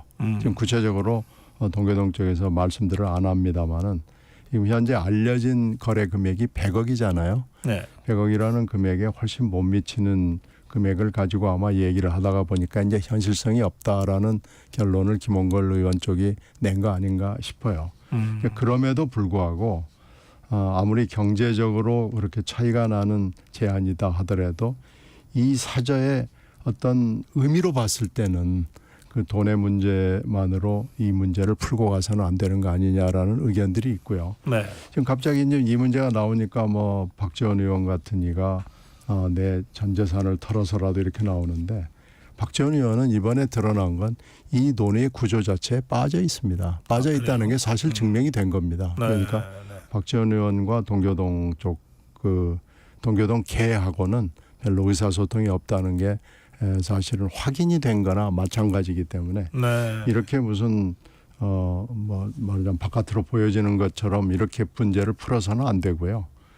현실적으로 가능한 안을 내놔 가지고 이 문제를 풀어야 됩니다. 그런데 핵심은 동교동계에 지금 남아 있는 분들 중에서 코어 그룹하고 김홍걸 의원이 앉아서 이 문제를 바람직한 방향으로 풀어야 되고 풀 수 있을 걸로 봅니다. 지금 이 문제를 가지고 가령 뭐 이미 거래가 끝난 거니까 어쩔 수 없다는 법률적 접근, 민사법적인 법률적 접근으로 가서는 이 문제가 풀리지 않습니다. 정청래 최고위원의 이 제안은 어떻게 보십니까? 그 제안은 지금 문화재는 2번이나 심사를 했습니다마는 요건에 해당되지 않는다는 거 아니에요? 네. 그 50년 이상 된 건조물에만 해당되는 거기 때문에 다른 방안을 한번 찾아볼 수는 있을 거예요. 이건 여야의 뭐 진영 논리만을 가지고 해야 될 문제는 아니고요. 우리 역사를 바라보는 관점에서 다른 해결 방안이 있는지를 서울시 차원이나 정부 차원에서 해볼 수는 있습니다. 예. 글쎄 뭐 그 여태까지 언론에 보도된 바에 따르면은 김홍걸 의원도 지금 와서 민주당 그 정치인들이 이렇게 저렇게 얘기하는 거에 대해서 상당히 불쾌하는 것 같아요. 네. 그래서 실질적으로는 뭐 오히려 한간에는 새로운 미래 쪽에서 관심을 많이 보였었다. 이런 얘기가 좀 있습니다. 그래서 이것은 뭐 그렇다고 이거를 뭐 국비를 들여가지고 뭐를 뭐 당장 뭘 한다는 것도 상식적이지는 않잖아요. 그래서 이것은 그 정치권이 나서서 지금 특히 이제 뭐 민주당 의원들이 얘기를 많이 하고 있습니다만은 다 그냥 그 대중들의 어떤 그런 의식한 발언이지 여태까지 관심이 없었던 것 같아요. 실질적으로는. 이 상황을 보면서 이 동교동계의 몰락이 아주 상징적으로 드러난 사건이다. 뭐 이렇게 보는 시각도 있는 것 같습니다. 그런가 하면 그동안은 사실 민주당의 김대중, 민주당의 노무현이었는데 지금 이재명 후보 때 와서는 이재명의 민주당으로 이렇게 하겠다고 주장했고 또 실제로 지금 그렇게 지금 만들어가고 있다 이런 평가도 있지 않습니까? 예, 그런 상황에서 이제 이런 일이 이제 터졌어요. 자, 그건 그렇고 전당대회 막바지까지 이제 왔습니다. 어떻게 보고 계십니까? 신경미 의원님. 8자냐 9자냐의 지금 상황 아닌가요? 지금 현재 누적 투표율은 뭐 말할 것 없고요. 누적 네. 투표율은 지금 30을 왔다 갔다 하는데 30을 넘어가느냐가 관심인 것 같고요. 이재명 대표 지지율은 89.21%. 그러니까 8자냐 9자냐가 이제 마지막 순간에 결정이 되는데 서울이 일단 남아 있고 대의원 투표하고 여론조사가 남아 있기 때문에 여기서 이제 결론이 이번 주말에 나게 되겠죠. 그런데 지금 대부분의 예상은 9자로 가게 될 것 같다는 예상들을 많이 하더라고요. 이재명 대표는 뭘 원할까요? 저는 본인은 9자를 원할지 모릅니다만 제가 여러 번 말씀드렸듯이 9자는 저주의 숫자입니다. 그래서 90을 넘어가지 않고 오히려 김두관 후보에게 감사를 표시해서 8자 수준에 머무는 게 그나마 좀 나은 거 아닌가 싶고요. 지금 뭐 최고위원들한테 관심이 쏠려 있어요. 근데 최고위원은 이제 1등은 김민석 후보가 이번 주말을 지내면서 지난 주말을 지내면서 1등으로 일단 껑충 뛰어 올라갔고 문제는 이제 정봉주 전 의원입니다. 정봉주 전 의원이 설화 사건이 터져가지고요. 정봉주 전 의원이 쭉 이렇게 미끄러져 내려오고 있는 형국이에요. 아하. 그 설화 예. 그러니까 입으로 흥한 자 입으로 망한다고 어떤 분들은 얘기를 합니다마는 본인이 지인들한테 얘기한 얘기를 박원석 의원이 방송에 나가서 얘기를 해버렸어요. 최고위원은 네. 만장일치제인데 어떻게 하는지 봐라. 그리고 이제 이재명 대표에 대해서 약간 폄하하는 얘기를 했고 뭐 이래서 정봉주는 안 되겠다라는 분위기가 이제 있는데 지금 계속 떨어지고 있습니까? 네, 지금 떨어지고 있는데 지금은 2위를 하고 있으니까요. 그런데 이제 정봉주 전 의원은 이게 좀 말이 왜곡이 된 거고 내 진위는 아니다라고 이제 오늘이나 내일쯤 아마 입장을 발표한다고 그러니까요. 어떻게 될지 모르겠습니다만은 지금 이제 이게 하나가 선두그룹에서는 관심거리고 5위 다툼이 굉장히 치열합니다. 알겠습니다. 5위가 엎치락뒤치락해서 잘 모르겠습니다. 예. 이번에 이재명 후보가 이제 높은 득표율로 당선이 되면 아마 지금까지보다는 훨씬 더 강력한 방탄 분위기가 형성이 될 겁니다. 그리고 왜냐하면 내후년에 지방선거 공천권까지 주어지는 막강한 당대표죠. 그래서 유일하게 이제 사법 리스크가 변수가 될 텐데 그거를 제외하면은 뭐 이재명 당대표는 지금까지보다도 더욱더 강력한 리더십 그 장악력을 행사할 게 지금 뻔한 것 같아요. 그렇게 봤을 때는 그렇게 지금보다도 더 두꺼운 그 방탄복을 끼워 입는다 했을 때는 여야 간의 갈등은 더 첨예해질 것이다. 더 뜨거워질 거다. 이런 예상이 좀 되네요. 예, 오늘 본격 토론은 여기까지 하겠습니다. 김영은 전 의원과 신경민 전 의원 함께했습니다. 고맙습니다. 네, 고맙습니다. 네.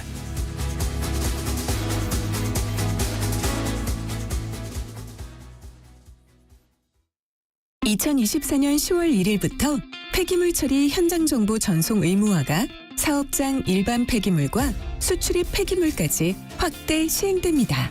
사업장 폐기물의 올바른 처리와 안전하고 투명한 관리를 위해 꼭 기억하세요. 폐기물 수집 운반자는 차량의 실시간 위치 정보를, 폐기물을 처분하거나 재활용하는 자는 반입된 폐기물의 중량과 함께 촬영된 영상 정보를 실시간으로 전송해야 합니다. 보다 자세한 사항은 폐기물 처리 현장 정보 관리 시스템 홈페이지를 참고하세요. 이 캠페인은 환경부와 한국환경공단이 함께합니다. 잠시 후 8시 반부터 일부 지역국에서는 해당 지역 방송을 보내드립니다. 워렌 버핏은 가치 투자, 필립 피셔는 성장주 투자, 피터 린치는 장기 투자. 방법은 달라도 목표는 하나. 성기영의 경제쇼가 성공의 길로 안내합니다. 깊이 있게, 명쾌하게, 지금 이 시대 경제에 관한 모든 것을 알려드립니다. 평일 오후 4시 5분 성기영의 경제쇼와 함께하십시오.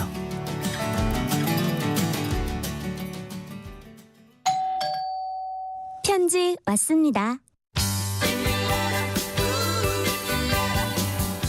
퇴근길 지친 당신에게 힘이 되는 뉴스를 전해드립니다.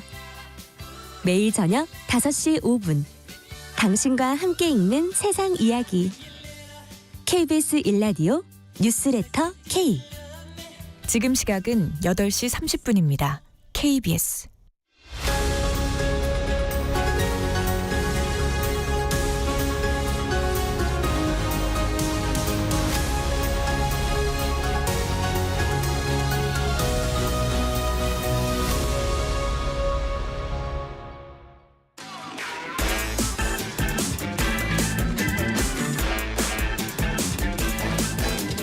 한 번 더 뉴스입니다. 오늘은 한국경제신문 최형창 기자와 함께하겠습니다. 최 기자 어서 오세요. 예, 안녕하세요. 전기차 포비아 얘기 좀 해드려야 되겠습니다. 예. 서울시가 뭐 대책을 좀 내놓고 있는데 그렇다고 해서 전기차 포비아 공포증을 막기에는 좀 역부족인 것 같기도 하고요. 갑론을박이 벌어지고 있네요. 예. 그러니까 지금 서울시가 먼저 대책을 내놨는데요. 전기차의 이제 배터리 잔량이 이제 100%라고 했을 때 그 100% 중에 90%를 넘어서면은 이 공동주택, 이른바 아파트 지하 주차장의 출입을 막는 이런 과충전 방지 대책을 추진한다 이렇게 밝혔습니다. 네. 그러니까 완충에 가깝도록 충전된 차량의 출입을 막아서 이제 혹시 모를 화재를 좀 예방하자 이런 취지인 건데요. 네. 서울시는 우선 다음 달 말까지 공동주택 관리 규약 준칙 이 개정을 통해서 공동주택 지하 주차장에 이 90% 이하로 충전을 제한한 전기차만 출입할 수 있도록 권고하기로 했습니다. 그러니까 이게 개정돼서 배포되면은 각 아파트마다 이제 입주자 대표회의가 있잖아요. 그 입주자 대표회의에서 해당 준칙을 참고해서 자기 단지에 알맞게 이제 관리 규약을 정하게 되는 겁니다. 완충이 아니라 90% 정도 충전하면 화재 위험은 좀 줄어든다고들 뭐 기술자들이 얘기하는 것 같아요. 예. 그런데 그걸 어떻게 확인합니까? 일단 이 충전 제한 인증서 이걸 도입하겠다 서울시가 밝혔는데요. 네. 전기차 충전율을 제한하는 방법이 크게 두 가지가 있습니다. 먼저 전기차 제조사의 이 내구 성능, 뭐 안전 마진 설정 이런 게 있고요. 두 번째는 전기차 소유주의 목표 충전율 설정 이런 겁니다. 먼저 이제 내구 성능, 뭐 안전 마진 이걸 설명해 드리자면은 네. 전기차 제조사에서 출고 때부터 이 배터리 내구 성능 향상 등을 위해서 충전 일부 구간을 사용하지 않고 남겨두는 구간 이렇게 설정을 하는 겁니다. 네. 그러니까 보통 3에서 5%를 설정하긴 합니다. 배터리가 100% 했을 때 이제 혹시 모를 또 위험에 대비하기 위해서인데요. 예. 그러니까 제조사에서 이 내구 성능 안전 마진을 10%로 설정하면은 실제로는 배터리 용량의 90%만 사용할 수 있지만은 차량 계기판에는 이제 100% 용량으로 표시가 되는 방법입니다. 그런 식으로. 예. 그거는 아예 출고할 때 그렇게 나오니까 뭐 이 개별 소비자들이 신경 쓸 일은 없네요. 예. 전기차는 원래 그런 거다 하고 알고 사면 되는 거니까. 예. 그런데 이미 나와 있는 지금 몇 대 정도 돌아다닙니까 전기차가? 지금 우리나라에 한 54만 대 정도 지금. 그럼 그 차는 지금 이런 식으로 설정이 안 돼 있다는 뜻 아닙니까? 예. 그러면 이제 목표 충전율, 그러니까 두 번째로 말씀드린 목표 충전율 설정을 해야 되는 건데요. 네. 그러니까 전기차 소유주가 직접 차량 내부의 배터리 설정 메뉴에서 예를 들어 뭐 90%, 80% 이런 식으로 최대 충전율을 자율적으로 선택을 해야 하는 구조입니다. 아하. 그러니까 예컨대 제조사에서 이제 그 아까 말씀드린 내구 성능 안전 마진 이걸 10%로 설정을 했으면은 소유주가 또 목표 충전율을 또 80%로 설정하잖아요. 네. 그럼 이게 실질적으로는 배터리의 72%만 사용하게 되는 거예요. 아, 그래요? 예. 그러니까 다만 목표 충전율의 경우 이 전기차 소유주가 언제든 설정을 바꿀 수 있어서 이게 90% 충전 제한이 진짜 적용됐는지는 지속적으로 확인하기는 좀 어렵다 이런 반응이 있고요. 네. 그러니까 서울시는 전기차 소유주가 요청할 경우에 제조사에서 90% 충전 제한을 설정할 수 있도록 하고 또 해당 차량에는 이 충전 제한 인증서 이걸 이제 발급하도록 하겠다 이렇게 지금 방침을 밝히고 있습니다. 지금 이게 이제 아파트 지하 주차장 같은 데를 우선 그렇게 제한하자고 서울시가 대책을 내놓은 거잖아요. 예. 공영 주차장에도 뭐 제한을 둘 계획입니까? 예. 일단 뭐 서울시가 많이 소유한다 보니까 이렇게 지금 방침을 세운 건데요. 네. 다음 달부터 공영 주차장과 같은 이런 공공시설 안에 서울시가 운영하는 급속 충전기 여기에 있잖아요. 급속 충전기가 있잖아요. 예. 80%만 충전하도록 제한을 시범 적용을 합니다. 그러니까 이걸 이제 향후 민간 사업자들한테도 급속 충전기로 확대할 예정인데요.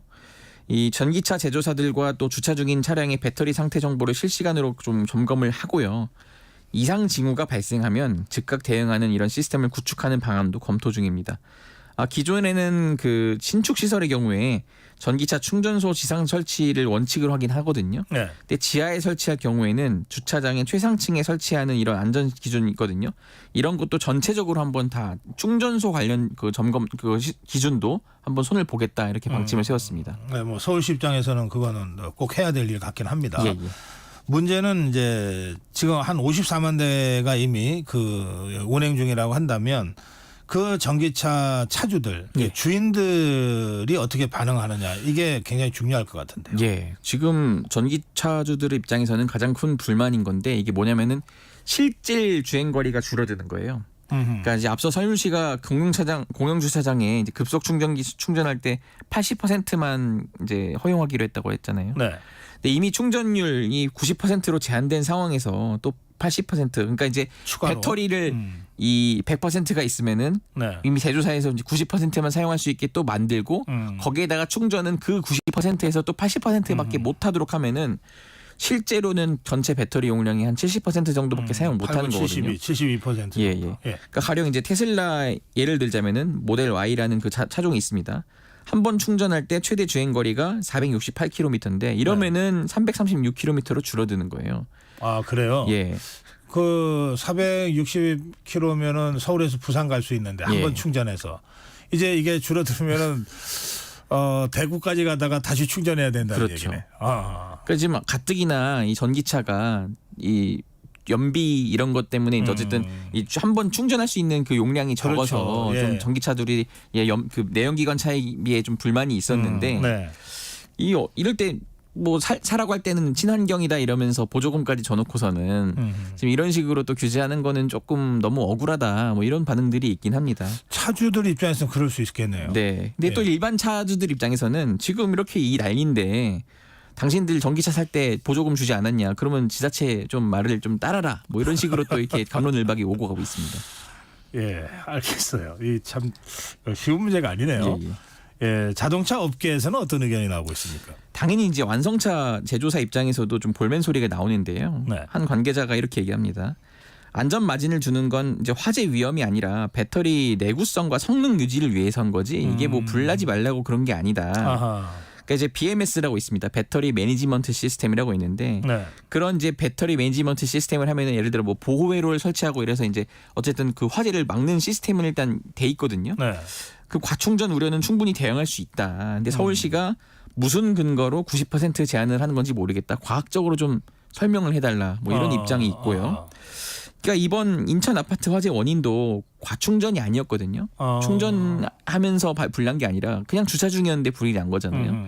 어쨌든 지금 이 90%라는 기준이 어디서 나온 것이냐 이런 반응들이 좀 주를 이루고 있고요. 네. 좀 이에 대해서 서울시는 이 과충전이 화재를 부를 수 있다는 전문가 의견이 많은 만큼 적절한 조치다 이렇게 좀 반박을 하고 있습니다. 아, 그래요.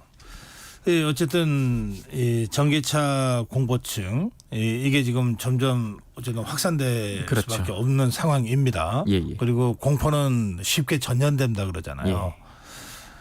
그렇게 되면 전기차 차주들 입장에서 내가 굳이 이 차를 타고 다니면서 사람들 이 시선 의식해야 되고 그렇죠. 또 불편함을 또 감수해야 되잖아요. 네. 그럴 이유가 없다. 차라리 내 팔겠다. 이럴 것 같은데요. 실제로도 예. 좀 그런 사례가 이게 통계적으로 나오고 있거든요. 그래요. 그러니까 국내 한 직영 중고차 플랫폼에 따르면은 이 벤츠 전기차 화재가 발생한 지난 1일이거든요. 네. 그 이후에 일주일 동안 이 내 차 팔기 홈 서비스 등록된 전기차 접수량이 일주일 전보다 184% 증가했습니다. 야, 이거 예. 2배 이상 증가한 거네요? 예, 예. 그러니까 같은 기간에 접수된 중고 전기차 매물 중에 이 화재가 난 이번 그 EQ 시리즈 이 모델이 한 10% 정도예요. 네. 그러니까 이게 같은 차종이 불이 난 걸 보니까 이거 다 못하겠다 이런 식으로 내놓게 된 거죠. 네. 이게 일주일 전만 해도 0건이었어요. 한 건도 없다가 갑자기 지금 이렇게 지금 나온 걸 보면 아무래도 이번 화재에 대한 불안감이 좀 반영된 것 같다. 뭐 이렇게 해석이 나오고 있고요. 네. 또 다른 중고차 온라인 판매 플랫폼 기업에 이제 지난 1일부터 8일 접수된 이 내 차 팔기 매물 중에서도 이번에 그 EQE 모델 총 13대로 지난 한 달 동안 접수된 물량이 5대밖에 안 됐는데 훨씬 지금 많이 나온 겁니다. 뭐 전 차주들 입장도 이해가 됩니다. 예. 당장 겁이 나는데 목숨 걸고 탈 수도 없잖아요. 그러니까요. 네. 자, 그러면 이런 그 전기차가 중고 시장에 갑자기 쏟아지면 당연히 그 가격도 떨어지겠네요. 그렇죠. 그러니까 지금 매물은 늘고 수요는 줄다 보니까 가격이 뚝뚝 떨어지고 있습니다. 그러니까 중고차 사이트 시세를 보면은 현대차 아이오닉 5와 기아 EV6 이 중고차 가격이 지난달과 비교해서 각각 1.97%, 1.11% 이렇게 하락을 했습니다. 네. 테슬라 모델 3와 모델 Y도 2.61%, 3.36% 하락해서 지금 수입 중고차 평균보다 높은 가격 하락폭을 좀 보이고 있는데요. 네. 이 자동차 업계는 또 지난해 하반기부터 지금 전기차 수요 둔화 현상이 지금 계속 있거든요. 여기에다가 이제 화재 논란까지 겹치니까 계속 우려가 커지고 있는 상황입니다. 그렇군요. 예. 이 어떤 배터리를 쓰느냐 이거 고객들이 굉장히 이 관심을 가졌어요. 그렇죠. 국민 알 권리, 소비자 알 권리 차원에서도 그렇죠. 중요한 문제입니다. 근데 이제 지금까지는 자동차 회사가 이걸 공개를 안 했는데 예.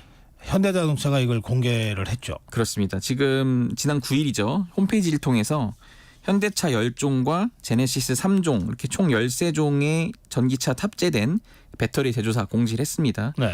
현대차 제네시스가 판매하는 13종 중에 12종이 일단 국산 배터리를 탑재하고 있고요. 아, 그래요? 네, 유일하게 이제 소형 SUV인 2세대 코나 이것만 중국 CATL 배터리를 장착을 했습니다. 지금 제네시스 전기차에는 모두 SK온 배터리가 탑재가 됐고요. 아이오닉 6에는 LG 에너지 솔루션과 SK온 배터리를 혼용해서 지금 탑재를 하고 있었습니다. 생산 초기에는 이제 SK온 배터리를 쓰다가 2023년 6월 이후부터는 LG 에너지 솔루션 배터리를 장착을 한 거고요. 지금 기아도 조만간 전기차 배터리 정보를 이름은 아마 오늘 지금 공개할 예정인 것으로 알려졌습니다. 배터리 정보를 공개하라는 게 혹시 값싼 중국산 쓰는 것 때문에 이런 것 아니냐. 뭐 사실은 이런 좀 의심들을 가지고 그런 요구들이 있었던 측면이 있잖아요. 그렇죠. 그러니까 현대자동차 입장에서 봐라, 우리는 한국 국산 거 썼다. 그렇죠. 지금 이렇게 지금 공개를 한 거네요. 네. 자, 그러면 이번에 문제가 된 게 벤츠 쪽이잖아요. 예. 이런 해외 자동차 회사들도 공개를 했습니까? 지금 아마 BMW가 조만간 공개할 것으로 알려져 있고요. 네. 뭐 볼보, 폴스타 이런 데서도 아무래도 이제 적극적으로 공개하려고 하는 움직임이 있습니다. 네. 다만 그 외 수입차 업체들은 공개 불가 입장을 좀 굽히지 않고 있는데요. 네. 뭐 미국 테슬라라든지 독일의 벤츠, 뭐 폴크스바겐 뭐 이런 데가 있는데 네. 특히 지금 이번 대형 화재를 야기한 벤츠의 배터리가 알고 보니까 이제 업계 10위권 바뀐 중국 파라시스 배터리를 탑재한 것으로 알려져 있거든요. 하하. 그러니까 처음에 공개할 때는 우리 뭐 중국 CATL 씁니다 이런 식으로만 이제 살짝 알려졌는데 막상 지금 문제가 된 걸 보니까 CATL 말고도 이런 처음 들어보는 업체인 파라시스 이런 걸 썼다 보니까 소비자들이나 이제 언론에서도 이거 너무 좀 기만한 거 아니냐 이런 식의 지금 지적들이 나오고 있거든요. 네. 어쨌든 지금 수입차 업체의 불투명한 정보 공개가 전기차 포비아를 좀 더 키우고 있는 것 아니냐 이렇게 지적이 나오고 있고요. 배터리 제조사를 아예 밝히지 않거나 일부 유명 업체 배터리를 사용한 사실만 알리고 나머지는 지금 저렴한 중국산을 쓰는 방식이 아니냐 이런 식으로 좀 비용을 줄이는 것 같다 이렇게 지금 지적들이 나오고 있습니다. 자동차 업계가 그 기업 이미지나 자동차 이 브랜드 이미지를 굉장히 중요하게 생각하는데 그렇죠. 이렇게 되면 상당히 심각한 타격이 있을 수 있겠네요. 예. 자, 정부가 오늘 전기차 관련 긴급 추가 대책을 위해서 머리를 맞댄다고 하네요. 그렇습니다. 아무래도 서울시가 먼저 좀 기민하게 움직였는데 먼저 정부도 좀 조심스럽게 움직이고 있습니다. 환경부 주재로 국토교통부, 산업통상자원부, 소방청까지 이제 참석을 해서 전기차 화재 관련 긴급 회의를 여는데요. 일단 지금 정부가 지하주차장 안에 전기차 충전 시설에 대한 불안감이 커지고 있잖아요. 그래서 지상 전기차 충전 시설 설치를 유도하는 방안을 논의할 예정인 것으로 알려져 있고요.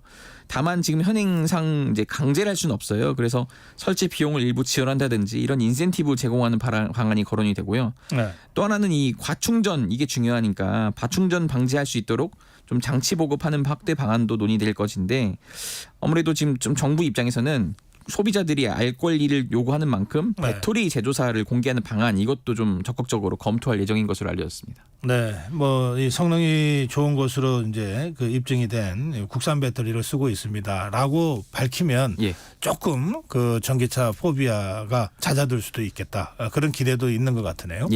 예, 오늘 여기까지 하겠습니다.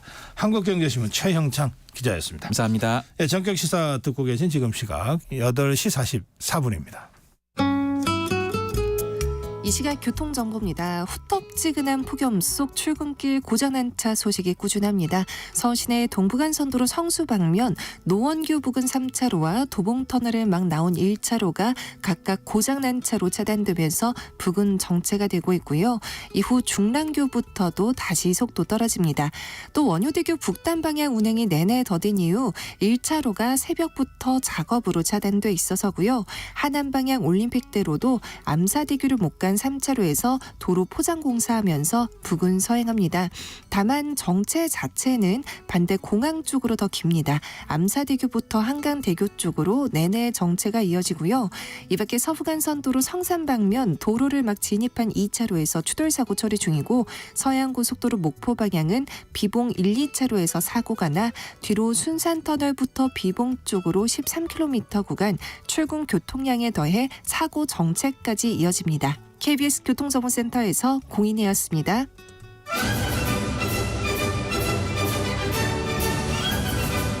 네, 파리올림픽이 오늘 새벽 막을 내렸습니다. 완전히 개방된 대회를 슬로건으로 해서 17일간의 열전을 벌였습니다.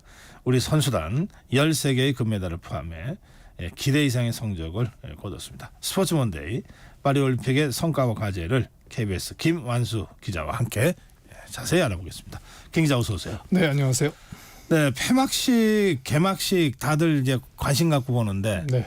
그 톰 크루즈가 폐막식에 출연했습니까? 네. 왜냐하면 이제 그 다음에 올림픽이 LA에서 벌어지는데요. 아, 그렇죠. 네.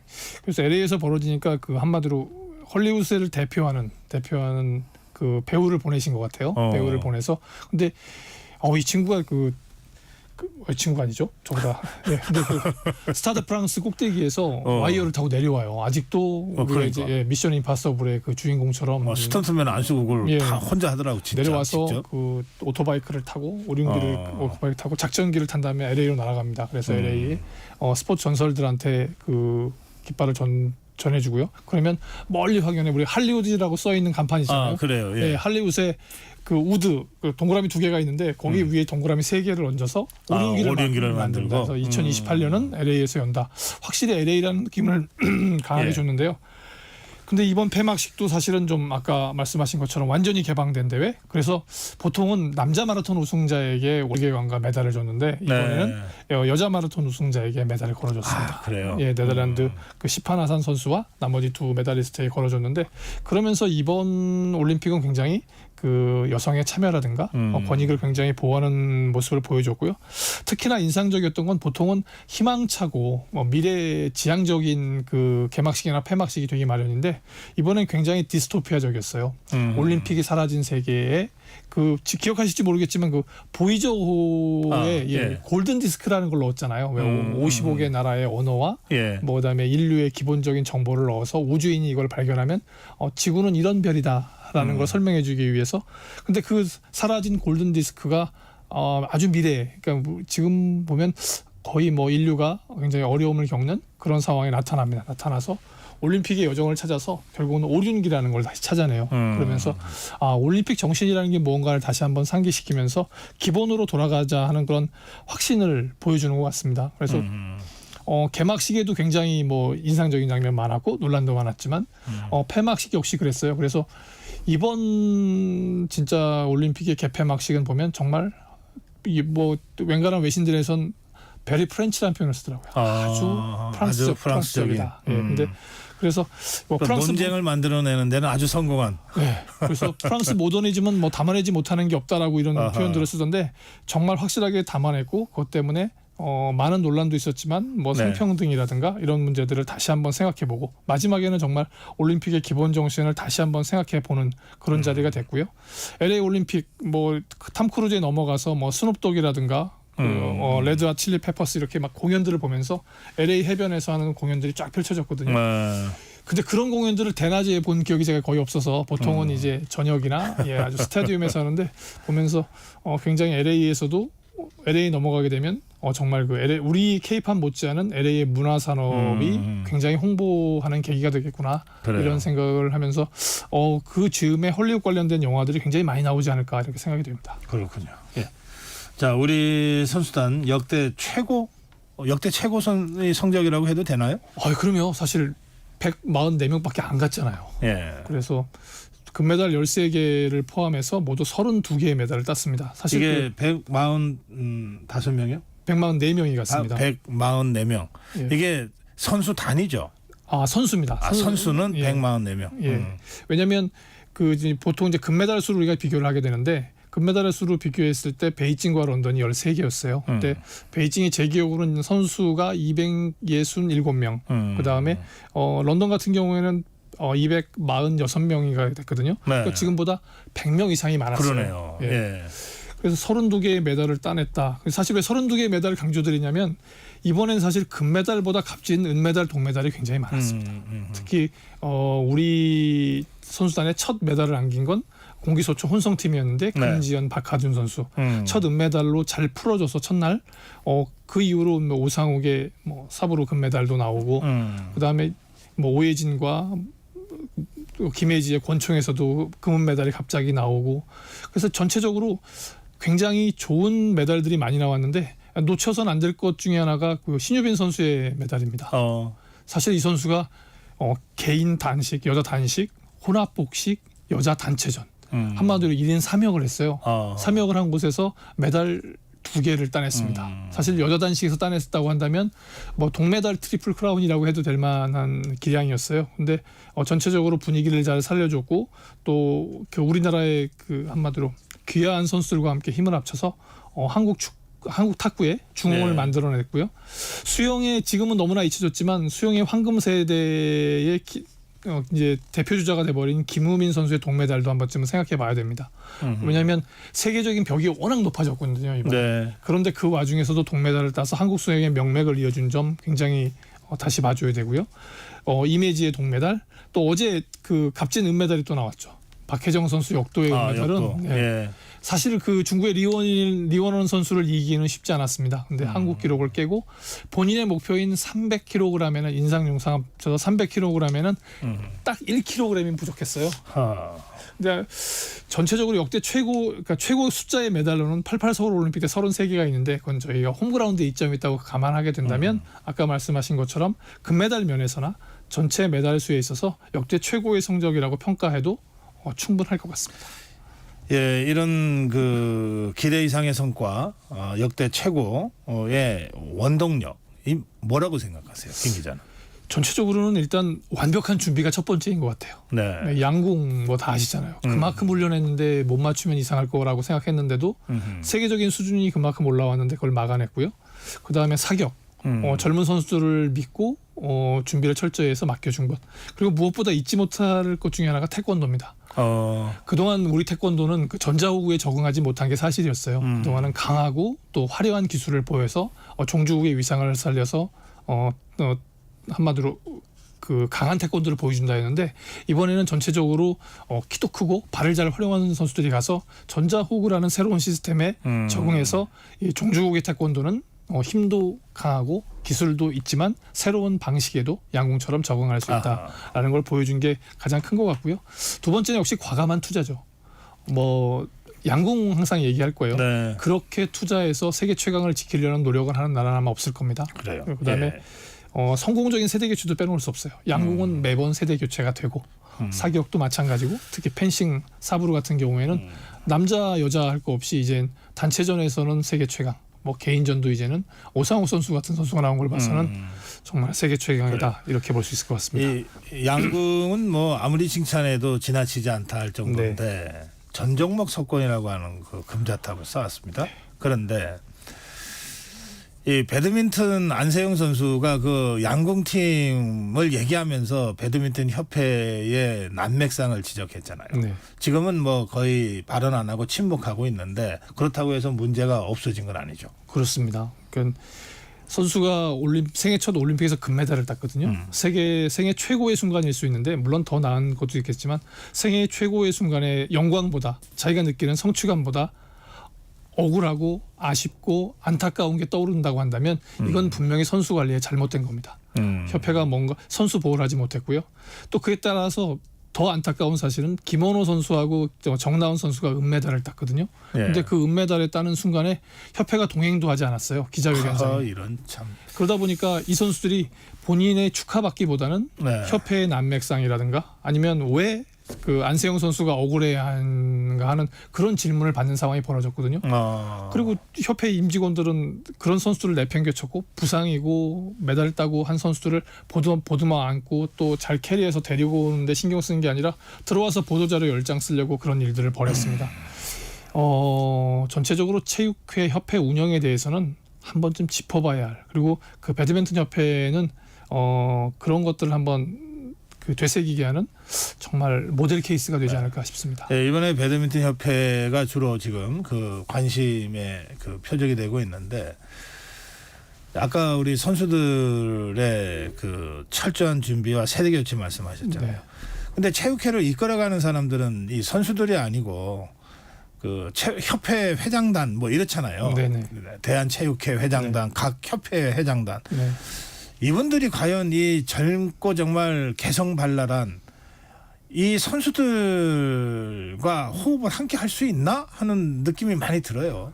네, 그럴 수 있습니다. 근데 다른 거 몰라도 진짜 이번 기회에 그 선수들이 하는 소리를 귀담아 들어야 될 것 같아요. 세상이 바뀌고 또 그 선수들이 원하는 것이 바뀌었는데 아직도 천편일률적으로 한 곳에 모아놓고 한다? 이거는 조금 문제가 있을 것 같고요. 그래서 사실 좀 안타까운 게 국가스포츠정책위원회라는 게 이제 그 원래 대통령 산하나 국무총리 산하에 만들어져야 된다고 이렇게 그 체육계의 의견들이 있었어요. 그래야지만 체육계의 의견이 아닌 한마디로 대한민국 전체의 의견이 반영될 수 있는데 이게 문화부 산하로 가버리고 말았습니다. 그러다 보니까 전체적으로 아까 말씀하신 것처럼 지금 세대들의 목소리와 생각을 읽는 게 아니라 아직도 남아있는 라떼는 이랬어라는 것들이 좀 더 작용하고 있지 않나 싶어요. 그렇군요. 올림픽 이후에 이런 갈등들이 계속 보일 텐데 미래 비전을 위해서는 한 번쯤 대승적으로 생각해봐야 할 시기가 됐습니다. 선수들한테 따라와라 하는 협회가 아니고 정말 선수들을 서포팅하고 도와주는 그런 협회로 완전히 좀 환골탈태하는 그런 계기가 돼야 되지 않을까. 그래야 안세영 선수의 이 절규가 헛되지 않게. 그렇습니다. 오늘 여기까지 하겠습니다. 스포츠먼데이 김한수 기자였습니다.